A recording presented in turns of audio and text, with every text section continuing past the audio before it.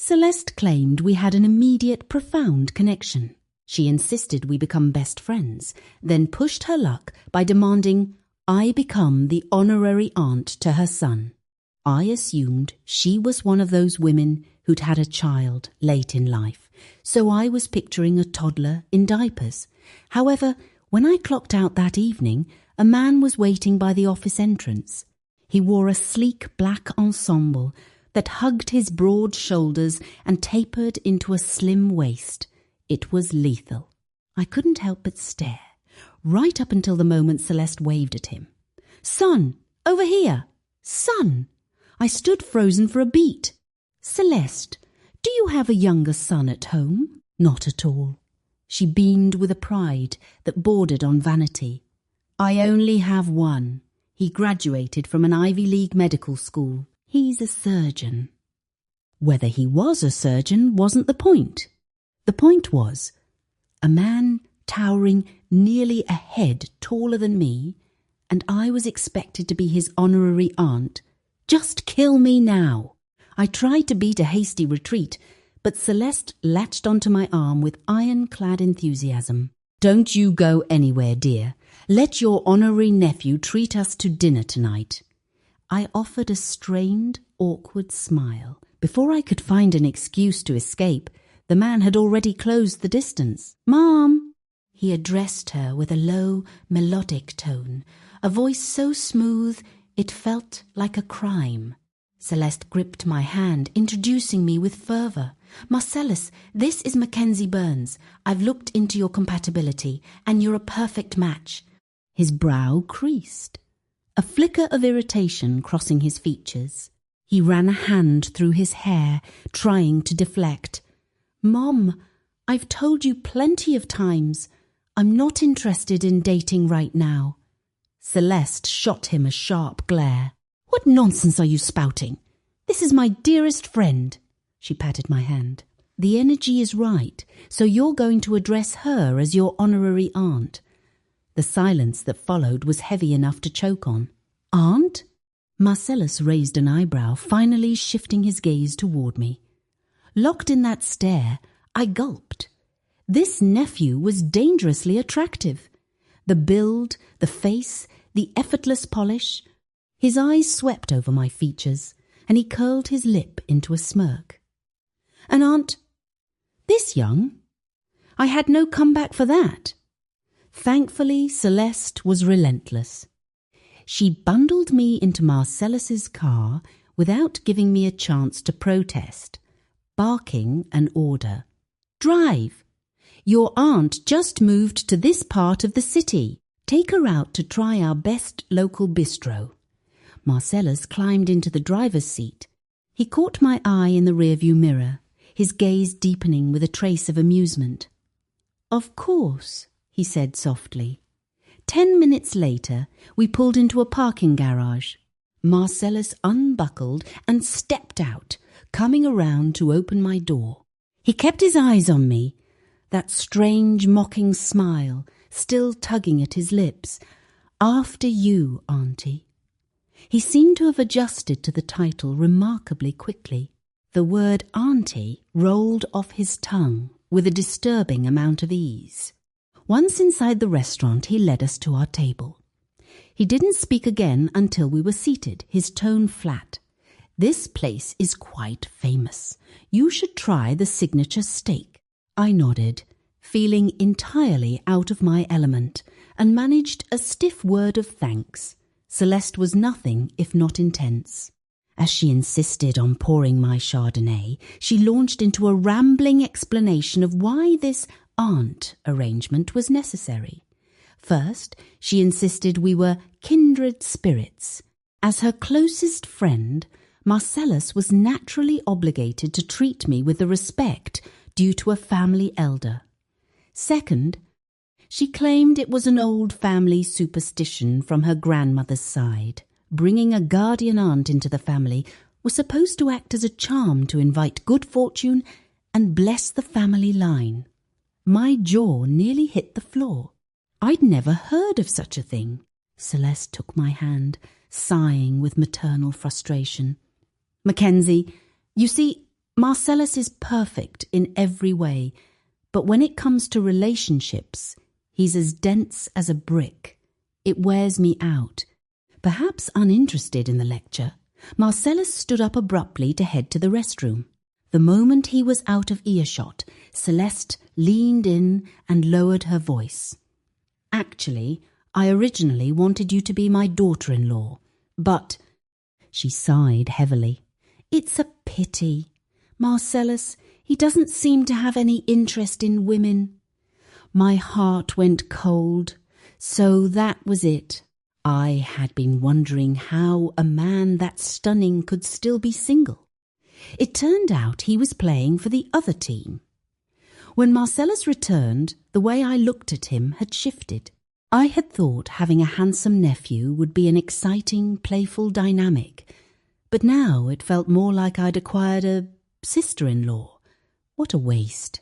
Thinking about it ruined my appetite. I stared blankly at the spread of food. What are you thinking about, Auntie? My reverie was broken by a piece of grilled chicken landing in my bowl. I looked up to find Marcellus watching me, one brow cocked. That face, it was breathtaking, in the most exhausting way possible. Only then did I notice that Celeste had vanished. Before I could ask, Marcellus preempted me. My mother went to the restroom. Oh, I replied, but the air between us grew thick with awkwardness. Desperate to break the tension, I resorted to small talk. So, where did you go to university? Medical school. What's your star sign? Leo. I asked a question. He gave a one-word answer. The air remained stagnant. I took a nervous sip of wine and tried another angle. So, do you read novels? I do. As a fellow enthusiast, I perked up instantly. What kind of genre do you prefer? Under my expectant gaze, Marcellus leaned back, resting one arm on the table. He looked at me with a lazy, unreadable expression and uttered 3 words. Stepmother romance tropes. Marcellus kept his expression deadpan. His eyes showed no hint of a smile, but I could clearly see the mockery glinting in their depths. Stepmother romance tropes. He was absolutely doing this on purpose. He might as well have called it godmother romance tropes to my face. Before I could cook up a snappy comeback, Celeste returned. With her back at the table, the meal was exceptionally lively. Her warmth was infectious, making it impossible not to enjoy the mood. However, towards the end, a tiny mishap occurred. When Celeste went to the ladies' room for the second time, she ran into an old friend from her bridge club and was promptly whisked away to play a few rounds. She patted my hand as she stood up. Mackenzie, dear, they've got me itching for a game. I'm going to play a couple of rounds. Once you're finished, just let Marcellus drive you home. He's a steady driver. I trust him. Before I could even find the words to refuse, Celeste had vanished with her friends. I swallowed hard and turned to look at Marcellus. He had a toothpick dangling from his lips. When he saw me looking, he raised an eyebrow. Let's eat, godmother. With that demeanour, he didn't look like a doctor. He looked more like a mafia boss. I fell silent, glancing at the food remaining on the table. I'm full. Marcellus tilted his head. Full? It seems, godmother, your appetite isn't as big as it looks. My blood boiled. Listen to that. Is that something a human being says? Do I look like I have a huge appetite? Marcellus raised a hand to flag down the server. Excuse me, check please, I chimed in. Could you also bring me 2 takeaway containers? Thank you. Marcellus looked at me in surprise, so I quickly explained, There's too much left over. It's a waste. I'll pack it up for Celeste to take back. He didn't say a word. He paid the bill and waited patiently as I packed up the leftovers. Marcellus. As we walked out of the restaurant, I called his name, feeling awkward. If he could call me godmother, I certainly couldn't bring myself to call him my son. Marcellus pushed the glass door open and stepped aside to let me pass. Once I was outside, I pulled my jacket tighter. Let's swap WhatsApp handles. I'll split the bill with you. Marcellus lowered his gaze to look at me for a few seconds, then suddenly laughed. Godmother, that's such an old-school way to ask for someone's number. I glared at him. Don't be so narcissistic. I just want to go Dutch. After all, I pursed my lips, I am an elder after all. Even if this elder was only 2 years his senior. Marcellus smirked, unfazed by my jab at his ego. He rattled off a string of numbers, adding, That's my handle. I paused, then opened the app to add him. His profile picture was a shot from behind, and his display name was blunt, Marcellus. By comparison, my godmother tier profile looked a bit childish. A meme of a fat orange cat, and the display name, it is Mackenzie EE. We reached his car just as the request sent. I was about to transfer the money when a hand pressed down on my phone screen. Fair-skinned, slender, and well-defined. Those were the first thoughts that crossed my mind. I looked up and caught his profile. There are just some people in this world who make you marvel more every time you look at them. It really is unfair of God. Some people are just perfect from every angle. Don't worry about the transfer. Just treat me to a meal next time, Godmother. I couldn't very well refuse, so I nodded. After asking for my address, Marcellus drove me home. At the entrance to my apartment complex, he turned to look at me. Do you need me to walk you up? No, thanks. I unbuckled my seatbelt and gave him a formal, perfunctory nod. Drive carefully. Stay safe. Will do. After I got out, I saw Marcellus roll down the window, resting one arm on the frame as he lit a cigarette. He looked actually kind of cool. I didn't dare look any longer. I waved and hurried inside. What an intriguing guy. A doctor who carried himself with such rebellious flair. Even though he was 2 years younger than me, he was always the one taking the lead. And despite being drop-dead gorgeous, he had absolutely no interest in women. I had a good night's sleep, a really good sleep. I actually dreamt of Marcellus. In the dream, he had me cornered on the sofa. We were being affectionate, and he leaned in to kiss my earlobe, whispering, Godmother. What was that even supposed to mean? The dream cut off. I opened my eyes and sat up against the headboard for a while, feeling an increasing tightness in my chest.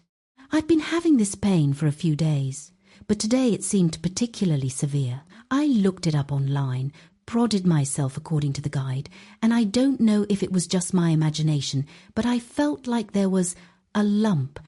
I'm a coward by nature, and the more I thought about it, the more scared I got.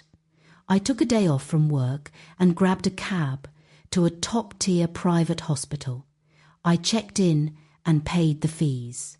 Perhaps because it was a weekday, the clinic wasn't very crowded.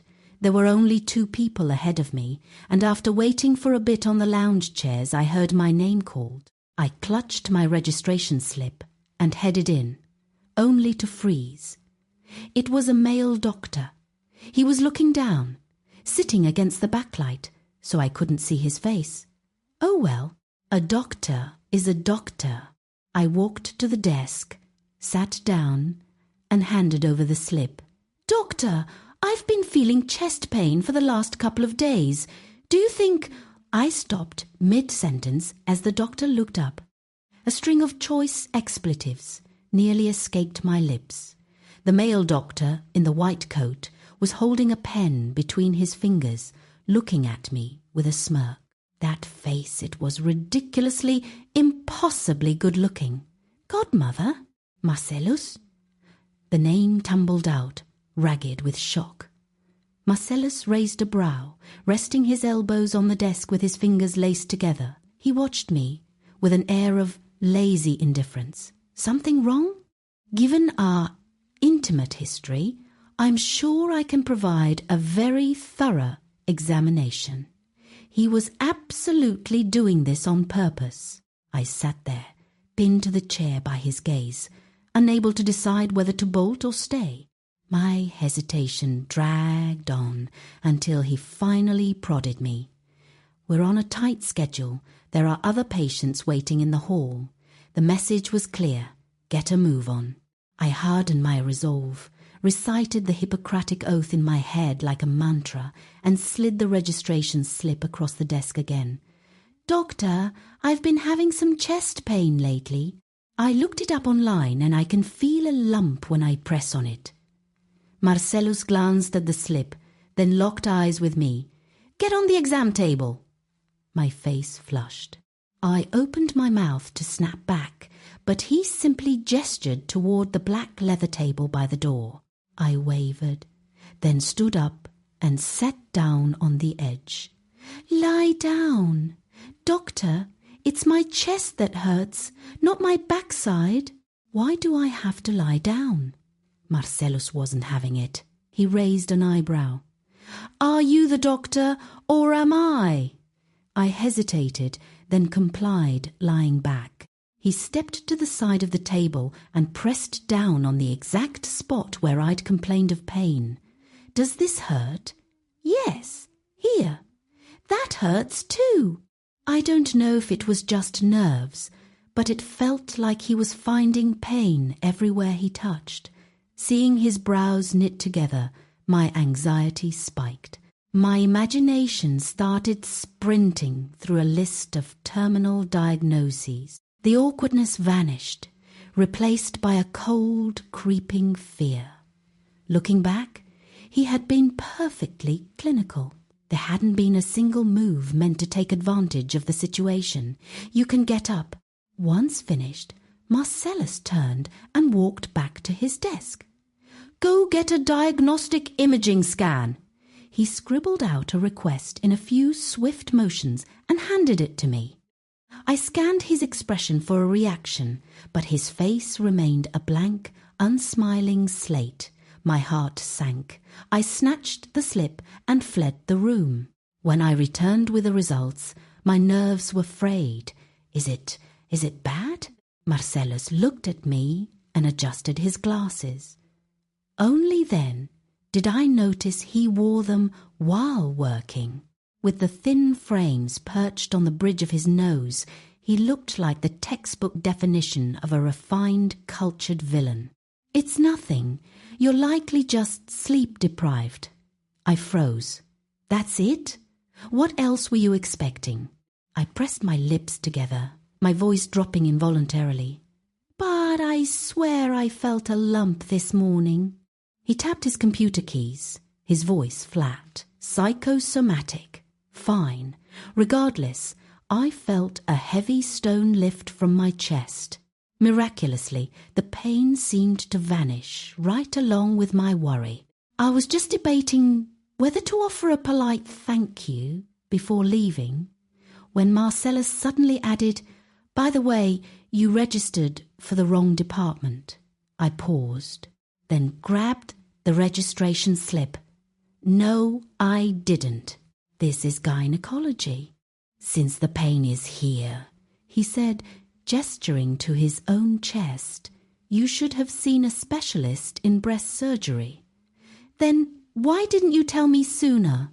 Marcellus leaned back, his eyes dancing with a sliver of amusement. Because the doctor on duty for breast surgery today is also a man. He paused, then added, Besides, I'm more than qualified to handle a minor issue like this. No reason to let some other man get his hands on you. The nerve of him. No reason to let another man get his hands on me, but it was perfectly fine for him to do it? Of course, I didn't have the courage to ask that out loud. I beat a hasty retreat, my face burning a deep, humiliated crimson as I bolted from his office. I couldn't tell if it was purely psychological or if Marcellus's hands actually worked some kind of magic. Regardless, the pain in my chest had vanished completely. My heart finally settled. Since I'd already taken the day off, I decided against going into the office. I figured I'd spend the afternoon shopping and getting pampered, then hit a high-end lounge that night. One phone call later, and Amelia was on board. Amelia, my trust fund bestie, lived for the scene. If there was a plan on the table, she never turned it down. However, she shot down my suggestion to go to the lounge. Her reason was short and brutal. There was an exclusive luxury car expo at the plaza, and word was they'd hired a fleet of jaw-dropping male models to stand by the vehicles. Naturally, I was sold. Men, models, cars. Who could say no to that? We made a plan.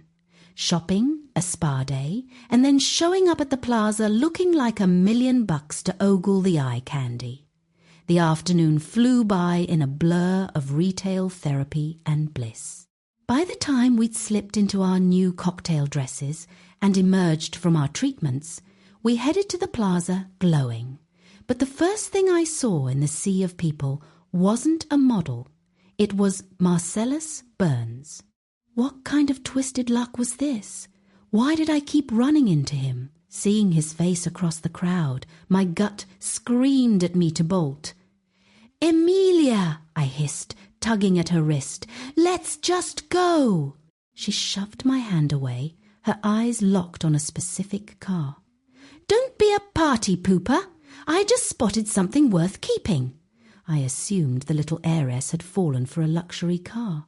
It made sense the expo was geared toward high-net-worth individuals, which explained the abundance of long-legged male models hanging around to drive up interest. But I had underestimated her. I hadn't expected her target to be neither a sports car nor a model. But Marcellus himself. I trailed behind, watching in horror as she sauntered up to him. She leaned against the car door, looking every bit the provocateur. Looking to buy handsome? She was practically purring, oozing that signature high society confidence that usually had men tripping over themselves. Emilia was stunning porcelain skin, a killer body, and the effortless spoiled charm of a girl who'd had the world at her feet. She was a heartbreaker by trade. But that beauty, which had never failed her before, seemed to bounce right off Marcellus. He glanced at her, his expression cold and indifferent, just browsing. Without another word, he turned his back on her and started to walk away. He pivoted right into me. Marcellus froze, a flicker of amusement sparking in his eyes. "What a coincidence," he drawled, his voice dropping low. "How are you feeling, Mackenzie?" I offered a weak, awkward smile, trying to stammer out a greeting, but he only hooked his lips into a wicked grin and twisted the knife. "Is your chest still hurting?" My chest had stopped aching, but my head was throbbing. I offered a sheepish grin, eager to put some distance between us. "I'm much better now. Thank you, Dr. Burns." Just then, Emilia wandered over and looped her arm through mine. Her gaze settled on Marcellus, completely unabashed. "Mackenzie, is this handsome guy a doctor?" Psst. One look at Emilia's expression, and I knew it. She had pegged Marcellus as her next target. But for some reason, a strange, nagging resistance rose in my gut. I tried to soothe myself with the thought that it was just a sense of responsibility as his guardian. I simply couldn't bear to watch my own godson get seduced by a socialite like Emilia, though, considering Marcellus's face, it was hard to say who would be doing the seducing by the end of it. Seeing Emilia link her arm with mine, Marcellus finally gave her his full attention. As they locked eyes, Emilia seized the moment to introduce herself. "Emilia Elliot, Mackenzie's best friend." Marcellus gave a slight nod. But his introduction left me mortified. He shot me a look that was half smile, half taunt, and said smoothly, "Marcellus Burns, Mackenzie Burns's godson." How could he say that so casually? Didn't he have any shame? It was a rare sight to see Emilia lose her composure. She widened her eyes, whipped her head around to look at me, and gave my shoulder a firm shove with her soft, manicured hand. "Well, aren't you something, Mackenzie? Since when did you land such a top-tier godson?" I didn't answer. There was no way to explain our complex history in a sentence or two. But Emilia wasn't wrong. Marcellus was top-tier. He was wearing a grey designer trench coat. With his height, his long legs, and those broad shoulders tapering down to a narrow waist, he was a walking runway model. By any standard, he was absolute peak material. As I studied him, Emilia was secretly studying me. I expected her to move in on him, but she acted completely out of character. After a brief, polite greeting, she dragged me away. She didn't bother with the rest of the auto show or flirting with the models. She hauled me straight to a high-end cocktail lounge. Once we were in her car, I was still completely baffled. "Done with your eye candy?" Emilia chuckled. "They aren't eye candy, they're professional auto show models, for heaven's sake." She glanced over at me. "I'm taking you out for drinks, and while we're at it, I'm going to teach you how to bag him." I was even more confused. Bag who? We hit a red light. Emilia rested one hand on the steering wheel, turned toward me, and gave me a meaningful wink. "Obviously, your godson." She put heavy emphasis on those last 3 words. For no reason at all, I felt my face heat up. I ran a hand through my hair, gripping my neck to steady my nerves. Who said I wanted to bag him? Emilia had fox-like eyes that looked even more seductive behind her sophisticated makeup. When she squinted, she always had that worldly, seen-it-all look. She scanned me, eyebrows slightly arched. "The way you were looking at him earlier, you might as well have been undressing him right there on the floor." Was it that obvious? Feeling a sudden, prickly sense of guilt, I stared out the window, deciding against a rebuttal. I just offered a weak, quiet protest. His mom said, "He doesn't date women." I expected Emilia to sigh about what a waste it was, but she just gave a sharp, mocking laugh. "Trust me, the way he looks at you, there's definitely a spark." The light turned green. Emilia drove off and added one final point. What doesn't date women? If you ask me, that's just a line he feeds his family to get them off his back. If anyone else had said it, I might have argued, but Emilia, her family was constantly pressuring her to marry some private equity heir. When she refused and they pushed her into a corner, she lied and told them she was into women. Now, everyone in her family, even their poodle, knew that Emilia was into me. Putting it that way, I suppose it wasn't entirely impossible. The drive over was a blur of green lights, and we pulled up to our usual dive bar in no time, parked the car, walked inside. Emilia immediately pulled a bottle of top-shelf whiskey from behind the bar and ordered a spread of sliders and wings like she was dead set on getting me blackout drunk. But before she could even pour the first round, she stepped away toward the restroom. That's when I ran into a ghost from my past. Amiri Jordan, my ex. Just seeing our names side by side, you'd think we were some kind of power couple. Mackenzie Burns and Amiri Jordan. But in reality, he was a total scumbag. We dated for 2 years in college. I gave him everything, and he repaid me by shattering my trust in a way that felt like a sick joke. To quote a movie line, I'd step out for a pack of smokes and bump into 3 girls he'd already slept with. The grand finale? Someone leaked screenshots of him with dozens of different women all over the university's private forum. His reputation tanked, and I became the local punchline. All those lovey-dovey posts I'd shared on Instagram? Instant memes. When we finally split, Emilia didn't just stand by. She rolled up with her family's security team and cornered him outside the campus library. While he was busy stuttering threats about calling the cops, she tossed a wad of cash at his feet and dragged me out like a boss. Emilia has always been that ride-or-die type. We've known each other since prep school, and looking back, she's the one who's always had my back. I snapped out of it, just as Amiri slid onto the stool next to me. He plopped down, cocktail in hand, with a blonde bombshell glued to his side. Tsk, isn't this my ex? His face hadn't changed much. He just looked a little, worn out. I gagged. Don't call me your ex. It makes me want to hurl. I sneered, wrinkling my nose.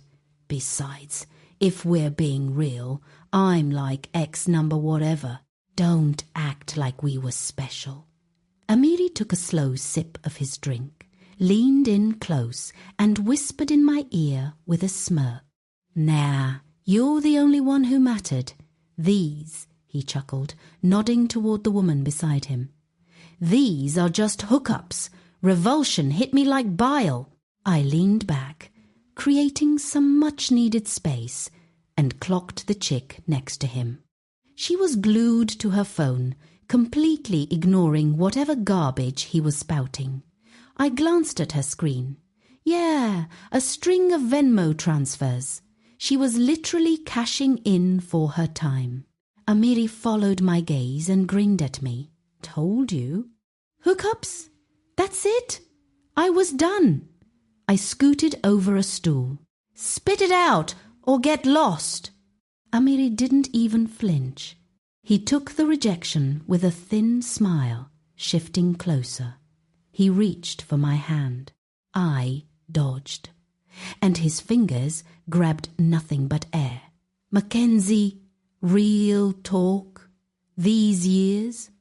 I've partied hard, burned out. Let's get back together. I stared at him, my expression hardening into cold disbelief. Was this guy for real? How does that even leave someone's mouth? But Amiri barreled on, blind to my disgust. Mackenzie, the truth is, since we split, I haven't been able to stop thinking about you. All these girls who've come and gone, none of them hit like you did. I nursed my drink, staring at the condensation on the glass. I couldn't even spare him a glance. Did this clown actually think he sounded romantic?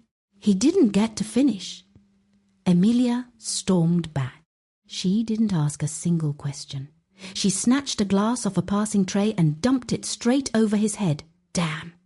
I shot the glass a pitying look. What a waste of good booze. Emilia stepped up, planting herself between us like a shield. Amiri Jordan? Still harassing Mackenzie? I guess we didn't handle you firmly enough last time.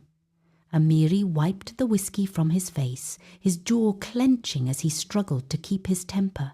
Emilia, watch yourself. Emilia laughed, the sound dripping with scorn. Amiri, don't test me. You make one wrong move tonight, and I'll make sure your father's firm loses every single account it has by sunrise. There was a tense, heavy silence. Amiri folded first. He grabbed his side piece and bailed, muttering over his shoulder. Psychos! Amiri's presence had completely killed my vibe. All those memories of his cheating crashed back into my head. Scumbag or not, that breakup had wrecked me. 2 years, over 700 days of going all in. That's why the betrayal had gutted me so deeply. If not for Emilia, I'd probably still be stuck in that nightmare. Quit moping. Shots. Emilia clapped my shoulder, her grip firm and grounding. I didn't say a word. I poured 2 glasses and handed one to her, The socialite everyone saw in the headlines? She was the only one who saw the cracks in my armor. Mood swings were doing a number on my tolerance. That night, I got obliterated. After Amelia egged me on ranting and cursing Amiri 100 times over, she swiped through my phone. Then she dialed someone. I wanted to ask him something, but a splitting headache hammered behind my eyes. I slumped onto the table, the world slipping away into darkness. When I came to, I felt like I was being cradled in someone's arms. It was warm, cozy, and strangely comforting. I pried my eyes open and realized, with a jolt, that I was being carried bridal style. My gaze drifted upward, landing on a face that was criminally handsome. Even from the unflattering angle of looking up from below, he was drop-dead gorgeous. I squinted at him for a long time, trying to piece together who he was. I dug through the foggy, drunken debris of my memory and muttered, "Joji, godmother, my last name is Burns." "Oh, Marcellus Burns?" Yes. The alcohol racing through my veins incinerated any sense of shame. I didn't bother asking where he was taking me. Instead, I hooked my arms around his neck, snuggled into his chest to find a better spot, and I closed my eyes, drifting off again. When I finally woke up for real, I saw Marcellus carrying me into a hotel suite. I frowned, scanning the unfamiliar, opulent decor. I didn't recognize this place. Marcellus set me down on the bed. "Go to sleep. I'll watch over you from here." He eased me onto the mattress, slid off my shoes, and tucked the duvet around me. His voice was low, grounding, and steady. But I was hammered. The kind of messy, incoherent drunk that defies all logic. In my haze, I had completely misidentified my target. Just as Marcellus turned to walk away, I snatched his wrist with startling precision. Everyone knows that when I get drunk, I'm not just a menace. I possess the strength of a frantic mule. I hauled Marcellus back, pinning him down onto the bed as I climbed over him. "How dare you cheat on me?" I demanded, squinting. "Are they prettier than me?" Marcellus seemed stunned, his jaw tightening as he stared at me. He slowly shook his head. "Is their body better than mine?" Again he shook his head. I barked a laugh, fueled by raw, liquid rage. "Then why the hell did you two-time me? Do you have any idea how much I regret that? It's the most humiliating chapter of my life." Marcellus stayed silent, his hands clenching at his sides as he wrestled with his frustration. After a long moment, seeing that I was waiting for an answer, he pursed his lips and humored my delusion. "Yeah, I'm sorry. Sorry doesn't mean a damn thing. Just thinking about you makes me want to puke." I shrieked, cutting him off. I gripped his chin, forcing his face from side to side as I examined him. I sighed, being brutally honest with myself. "You're not that dog, Amiri." "Huh, then how are you so damn handsome?" Before the words had even left my lips, I gave in to the liquid courage, dipped my head, and kissed him. I woke up to a reality so surreal, it felt like a fever dream. What in the hell did I do last night?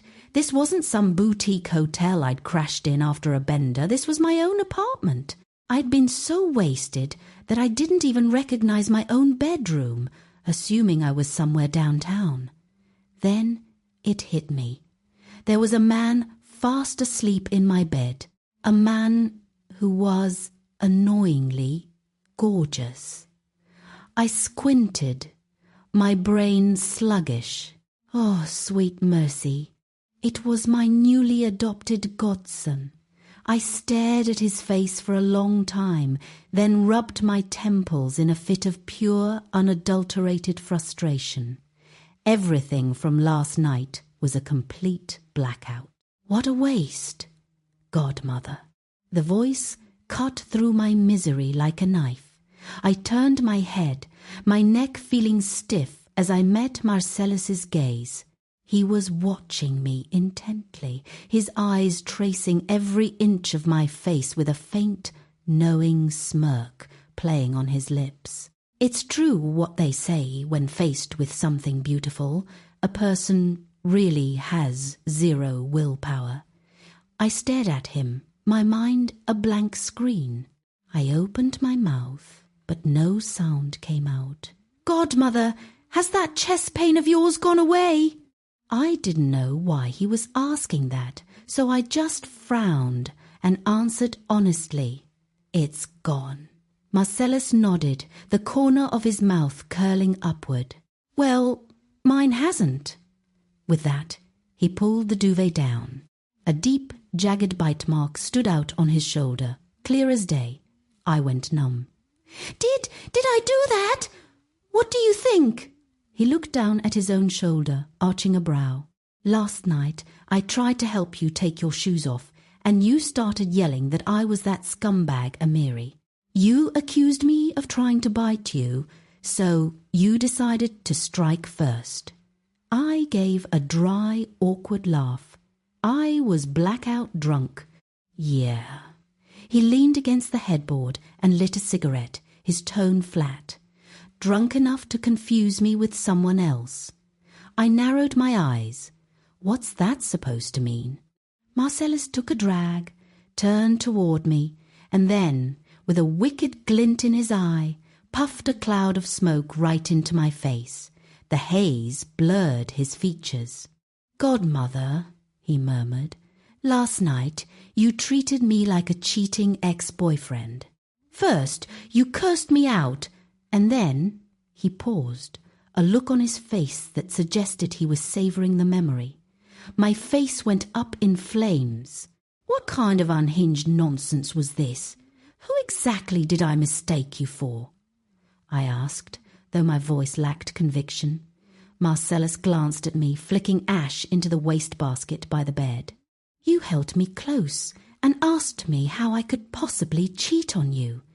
Then you demanded to know if they were prettier than you. And then, a smirk tugged at his lips. Then you told me how incredibly handsome I was and proceeded to pin me down. God help me. I stared at the bite mark on his shoulder, my mind spiraling into a panic about how I was going to explain this to his mother, Celeste. She treated me like a sister, and I'd just gone and ruined her son. The weight of it was too much. I felt a surge of panic and self-loathing. I ran my hands through my hair, gripping the strands tightly as I paced the room, my jaw clenched in silent agitation. I couldn't face the music. So, while Marcellus was in the bathroom with nothing but a towel wrapped around his waist, I scrambled into my clothes and bolted. It wasn't until I was outside that I realized, wait, this is my house.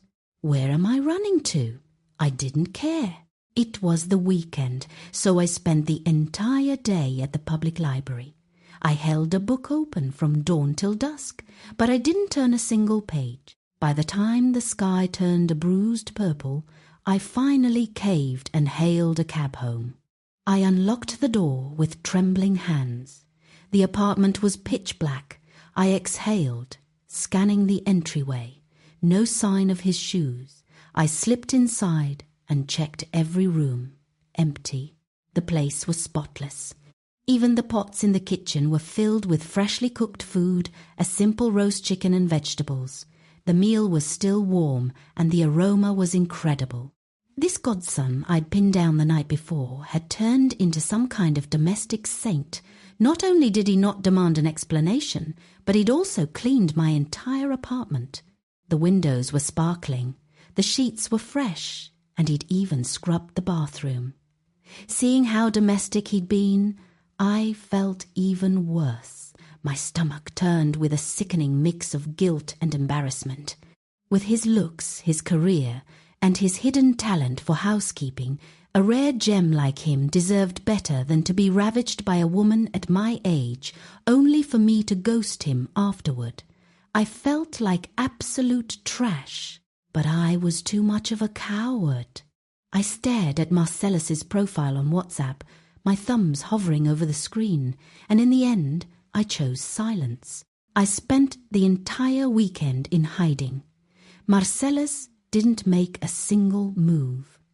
After that fever dream of a night, he had vanished as if he'd never existed. Part of me was frustrated, even annoyed.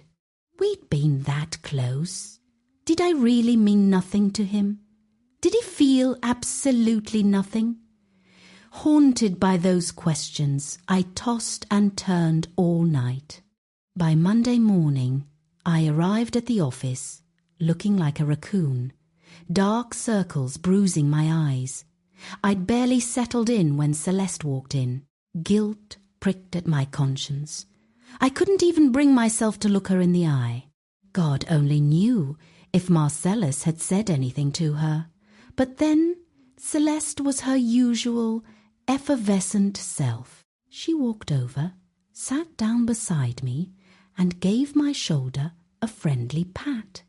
"Mackenzie, honey, you won't believe it!" Marcellus finally turned a new leaf. Hearing his name made my entire body lock up. "What do you mean?" Celeste set down her travel mug, took a sip of her latte, and beamed at me. "He asked me about going on a blind date this morning.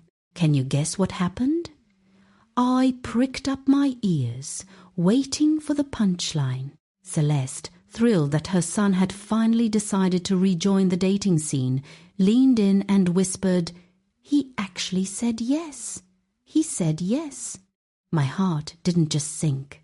It plummeted, crashing through the floorboards. I couldn't even name the sensation. It was a cocktail of regret, sharp anger, and something painful. I sat at my desk, staring into space. I wanted to laugh, but the curve of my lips felt like nothing more than self-mockery. Serves me right, drinking like a fool, letting things get blurred, being such a coward. Worse, I was furious with myself. I'd seen it all in my years. How could I be falling apart over a guy 2 years younger than me? Celeste didn't notice my inner turmoil. She kept chattering on. The girl was perfect, sweet, cute, a primary school teacher, and 2 years younger than him. Everything was just right. "Don't you think they're a perfect match, Mackenzie?" she asked. "Yeah," I forced myself to nod. They seemed like a great match. The rest of the day was a blur. I was completely checked out. At 3 p.m., a coworker ordered gourmet coffee. When the delivery driver walked in, I shot up from my chair. "Marcellus!" The shout turned every head in the office, including the delivery guys. But when he looked up, the spell broke. It wasn't him, just someone with a similar build.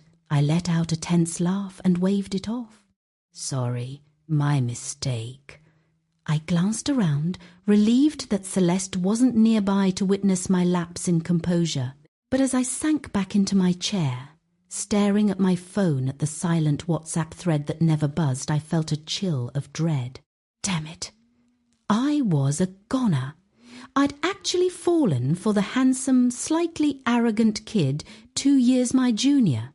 It was the most productive I'd ever been at my desk. I didn't even get up to go to the bathroom, but I hadn't finished a single spreadsheet. I stared at the screen until my head swam. When the workday finally ended, I said a quick goodbye to Celeste and shuffled out, moving as slowly as humanly possible. The guilt was eating me alive. She treated me like a professional peer, and I had just slept with her son. Suddenly, someone blocked my path. I kept my gaze down, catching sight of a pair of high-end sneakers. My eyes travelled up a light-coloured designer tracksuit, and, further up, to a face that was dangerously, frustratingly handsome. "What are you daydreaming about? You're going to walk into a pole." His voice was low, laced with a mock reprimand. My focus, however, was on one thing. He didn't treat me with the formal distance I'd been hoping for. I blinked, looking around frantically. "Relax. My mum left ages ago," Marcellus said, preempting my panic. I let out a breath and looked up at him. "What are you doing here?" He didn't hesitate. One eyebrow arched as he leaned in, bracing a hand against the wall beside my head. "I'm here to find you. Find me?" I instinctively looked away, unable to hold his gaze, my fingers twisting the strap of my bag. "Yeah. I need you to be my girlfriend." The confession was so blunt, so sudden, that I froze. My heart hammered against my ribs. I stammered, tongue-tied. But just as the tension peaked, Marcellus threw a bucket of ice water over the moment. "I'm kidding. My mum set me up on a blind date. I need you to play the part of my girlfriend to get her off my back." "Oh." I frowned, crossing my arms to steady myself. "I'm older than you. It's not appropriate. Find someone else." "I like them older." Before I could process that, Marcellus grabbed my wrist. He didn't give me a choice. He guided me toward the car he'd parked at the curb and opened the door for me. The car door clicked shut. Seeing I hadn't moved, Marcellus leaned over. He pulled the seatbelt across my chest and clicked it into place. The air suddenly thrummed with his crisp, clean cologne. It was pleasant, yet strangely familiar. He didn't pull away once the belt was secured. He lingered, his posture frozen. "Mackenzie, do you remember what happened that night?" He leaned closer, trapping me against the door with his arm. We were inches apart. His breath grazed my cheek, sending a jolt of static dancing across my skin. The mention of that night made me tense up instantly. "Marcellus, could we—" I hesitated, my heart sinking as I braced myself. "How about I pay you? To settle the score?" Marcellus looked stunned. After a long beat, he slowly straightened up. His grip tightened on the steering wheel until his knuckles turned white. Then he let out a low, mirthless laugh. "Fine. Tell me, what's my dear family friend willing to offer?" I froze. Honestly, I hadn't expected him to actually accept. After all, regardless of who started it that night, I was the one who had come out on the losing end. I hesitated, then slowly held up one finger, testing the waters. 1,000? The corners of his lips quirked upward. "Mackenzie, even the most mediocre escort would cost more than that." He had a point. With a face like his, Marcellus would be the top draw at any elite club in the city. "Then how much do you want?" I figured that considering my history with his mother, he wouldn't be unreasonable. I was wrong. He was entirely unreasonable. He named a price 10 times my offer, $10,000. I scowled, deciding to play it tough. "That's too much. I don't have that kind of liquidity." Marcellus nodded calmly. "If you don't have the cash, there's another way to settle the debt." I looked up at him, bracing for the trap. "Whatever you did to me that night, you just have to let me do it back to you tonight." "Absolutely not." Marcellus leaned back, unfazed. "If that's off the table, there's only one choice left. Fake it as my girlfriend. Help me deal with my mother at this gala." The first part was daunting. The second was terrifying. Yet, after a long moment of wavering, I gave in. This wasn't a choice between 3 options. It was a straight path to a cliff edge, and he had nudged me right off. However, as we stepped out of the car in front of the hotel, it finally dawned on me. Why did I have to choose at all? This whole debt was only on the table because I'd felt guilty and brought it up in the first place. When he demanded an exorbitant price, I could have just walked away. Instead, he had lured me step by step into his game, What a disaster. With a heavy sigh, I ran a hand through my hair and followed Marcellus into the hotel. At the entrance of the restaurant, he stopped and looked back at me. A performance has to be convincing. He held out his arm. I hesitated for a heartbeat before slipping my hand through it. We entered the hotel and headed for the private dining suite on the second floor. I prepared myself to play the villain, fully expecting to break up some star-crossed lovers. But the script took a turn. As we pushed the door open, I saw them. A man and a woman, or at least they were trying to be. They were locked in a deep, messy kiss, clearly trying to make a scene and sabotage the blind date. The funny thing was, the guy wasn't just some random stranger. The man pulling her in, his lips still dangerously close to hers, was none other than Amiri Jordan, the ex-boyfriend who'd told me only days ago that everyone in his life was just a passerby. Amiri Jordan. The four of us stood there, locked in an awkward stalemate. Amiri and I gawked in shock. The girl, however, had her gaze glued to Marcellus. Her eyes were searching, calculating. She was ready to switch sides in a heartbeat. Beauty is a hell of a weapon. I snapped out of my daze and glanced up at Marcellus. Thankfully, he didn't seem the least bit fazed by her fresh-faced youth. His expression was stone cold, his emotions locked behind a steel door. The silence dragged on, heavy and suffocating. Marcellus broke it first.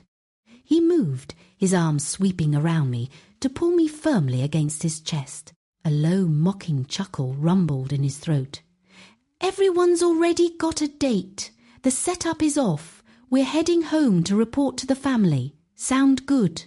He started steering me toward the exit, his grip firm and proprietary against my waist. But the girl bolted up. Big problem. Marcellus froze mid-turn. He glanced back, his voice flat and edged with ice. "Speak!" She tossed Amiri aside like yesterday's trash and sashayed over, tilting her head to size Marcellus up. Changed my mind. He didn't offer a response. His brow just creased. I eyed the girl from head to toe. Youth hits different. Her dress was skimpy. Her skin glowed with that tight, youthful radiance, and her eyes were full of fire and entitlement. Standing next to her, I felt small. Young girls have that spark. Me? I had stable professional vibes. No youth, no heat, just reliable. She jutted her chin at him, blunt as a knife. "You're a catch. Let's keep this blind date going." Marcellus cracked a smirk. "Keep going?" His eyes flicked to her lips. "Wipe the drool first." She blinked, then frantically swiped at her mouth. It wasn't hers. It was Amiri's, still dribbling down the idiot's chin at the table. Marcellus slung his arm looser over my shoulder, scanning her, then Amiri. "Your boyfriend is right there. What's the point of this?" She crossed her arms, unimpressed. "Not my boyfriend." His brow arched. She kept going. "Just a hookup." Tsk. My tongue clicked against my teeth. Kids these days played that loose? Marcellus shook his head and guided me toward the exit. He threw one last jab over his shoulder, 3 words flat. Psycho, really. Behind us, she muttered something vicious. Amiri snapped back. A full-on spat began to brew. Once we were out of the country club, his arm stayed locked around me, an iron grip. I shoved him, but it was like hitting a brick wall. Done groping? Nope. His grin widened, and his arms cinched tighter. Our eyes locked. My pulse spiked. I shoved again, trying to play it cool. He was too strong. My hand hit his chest, only to be trapped in his fist. "Cut it out, Mackenzie. Fun over?" I thought it was a joke. Then he pivoted, his expression shifting into something raw and sharp. "Fun's done. Be mine." I froze solid. I looked up at him, my brain struggling to catch up. "What did you say?" His palm landed on my head, ruffling my hair with a soft laugh. That face deadly gorgeous, regardless of the mood. "Let's be together." The words died in my throat. His hand drifted down, warm against my neck, grazing the nape before settling firmly against my throat. He leaned in, his gaze drilling into mine. Yeah? I was thrown, so I went full stubborn. Nah. I whipped my head away, eyes fixed anywhere but on him. 2 beats of silence. He dipped lower, his fingers gripping my chin to force my gaze back up. "You're rejecting me? Look me dead in the eyes. Say you feel nothing." My head pulled back, but our eyes clashed. I could see my own reflection in his dark depths. Rejection choked me, mostly because it was a lie. The truth was, I felt it. Everything. We held the silence for an eternity. Then he whispered, and my gaze dipped, catching the rhythmic bob of his throat. "Mackenzie, you know guys can't help but stare at the woman they want?" I shook my head, feigning ignorance. Boom.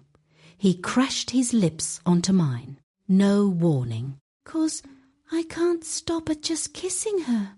Warm, soft. He smelled like that cologne I'd almost forgotten.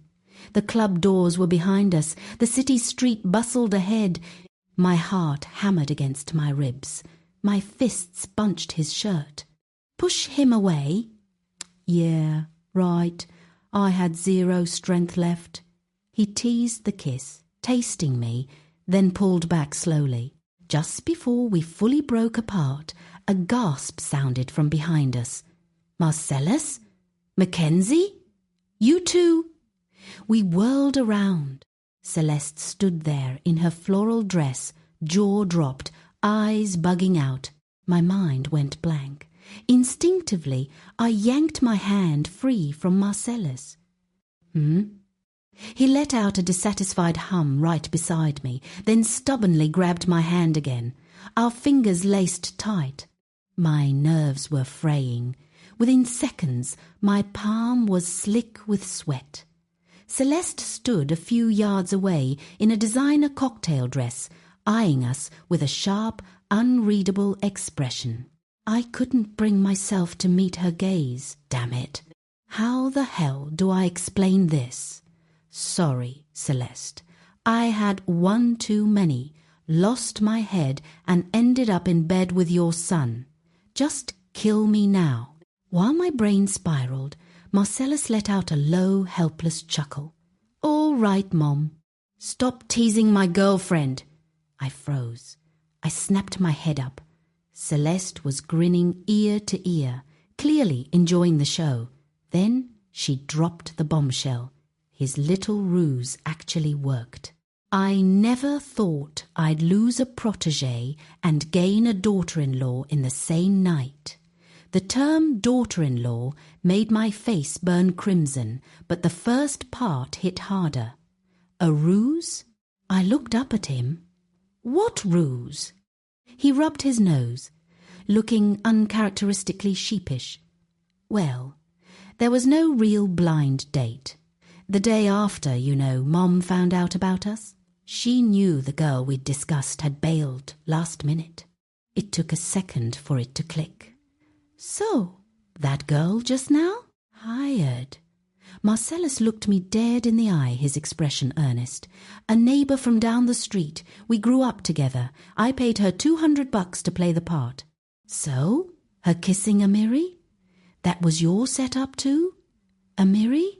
He paused, frowning. I just asked her to fake being the date. The rest? All her own improv. What a drama queen. Before I could dwell on it, Marcellus leaned in, his gaze locking onto mine. Are you going to explain who Amiri is? I licked my lips. Shit! My mouth had slipped. Just that girl's boyfriend. He stared at me for 2 beats. "Your ex?" His intensity made me fidget. I hesitated, then gave a tiny, honest nod. "The one you mistook me for when you were drunk?" My head throbbed. "Yeah, he spun on his heel and marched off. I grabbed his arm, hard hammering. 'Where are you going?' There was no way he was dumping me now, but I worried for nothing. This wasn't a breakup vibe. He just looked like he wanted to deck Amiri. I tried to stop him and failed. Marcella stormed back into the hotel lounge, spotted Amiri cozying up to the actress, and landed a solid beatdown. The polished surgeon, in his sharp, tailored suit, the man of impeccable class, was fighting dirty. No holding back. I finally managed to pull him off. I glanced at Amiri, who was curled up on the floor without even attempting to swing back. A secret, dark thrill hit me. Payback for the cheating scum. Emilia had gotten me once years ago. This was round 2. The whole time, the date never lifted a finger to stop it. She just sipped her martini, kicking back like it was prime time TV. I couldn't help but ask her later, "Aren't you two dating?" She laughed, arching a perfect brow. "Honey, one thing I said was true. Him and me, just friends with benefits." She paused, smirking. "Marcellus Dex, my guy? He'll make it up to me with someone hotter. His social circle, damn.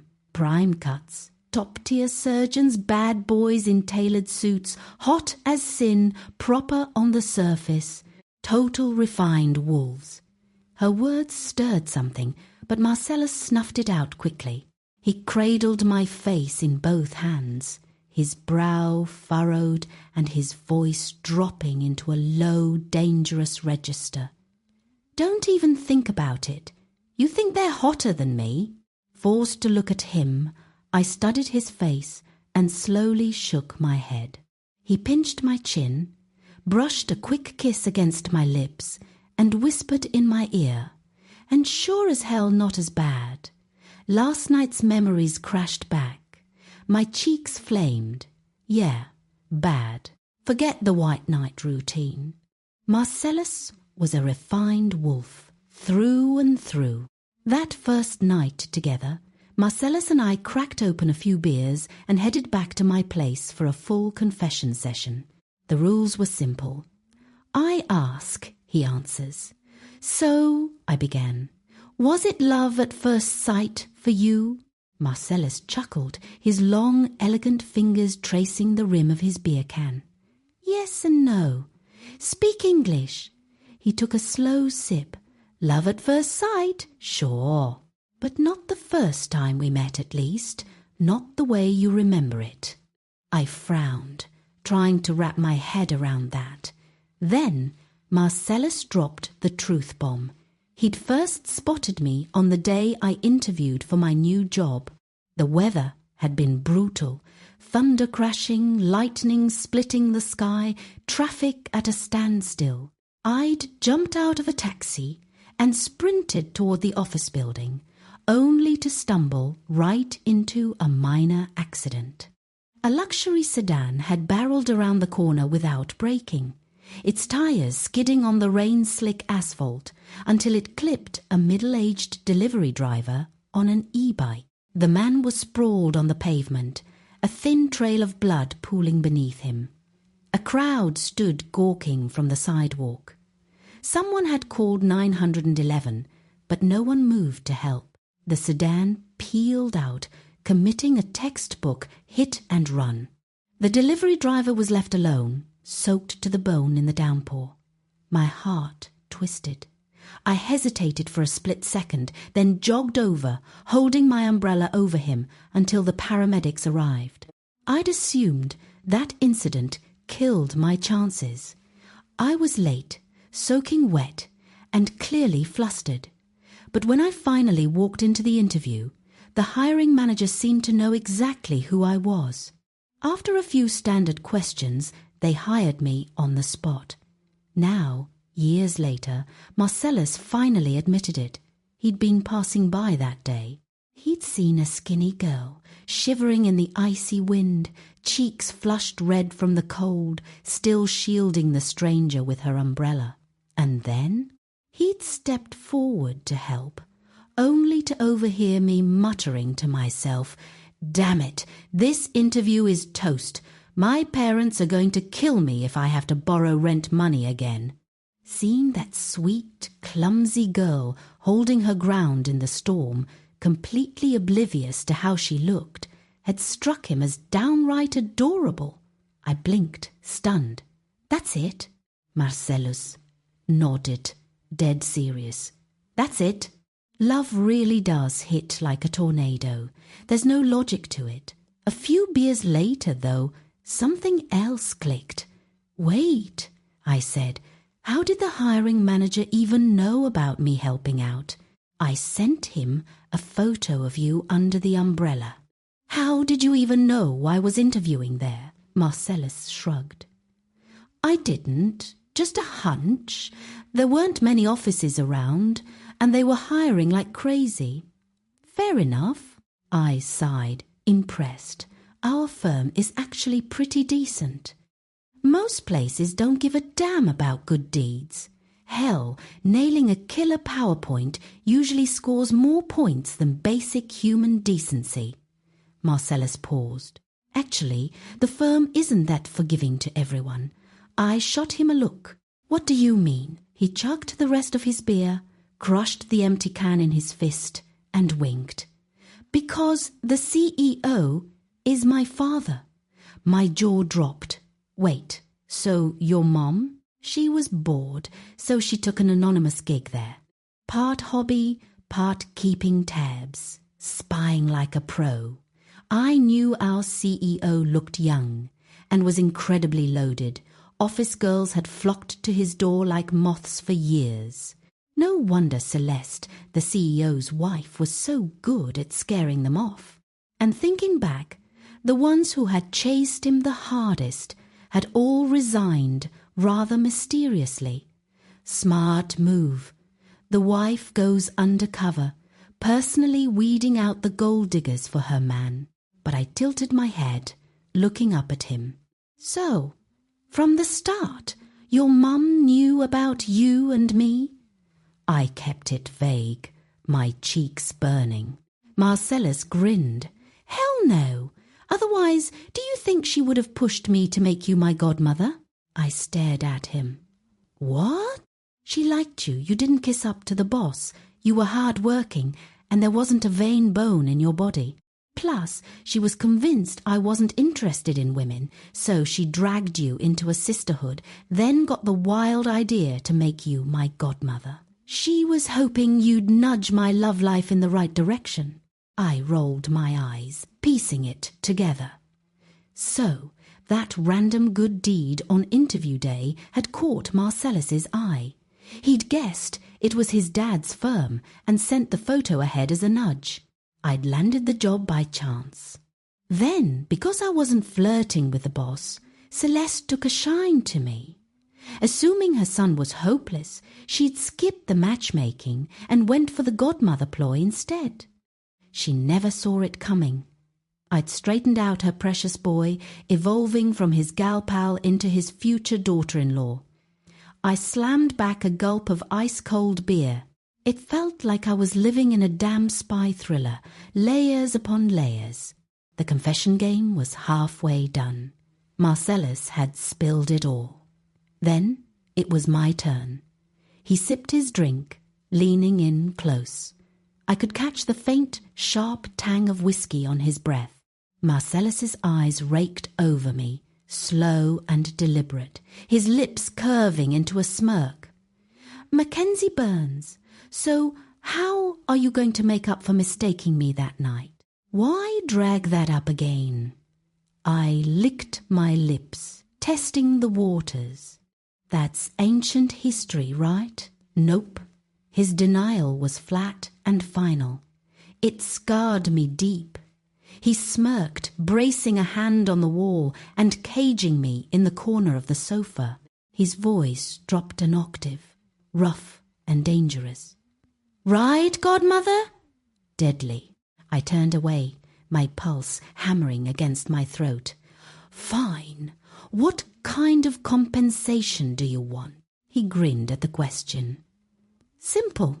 Reenacted. Sober this time."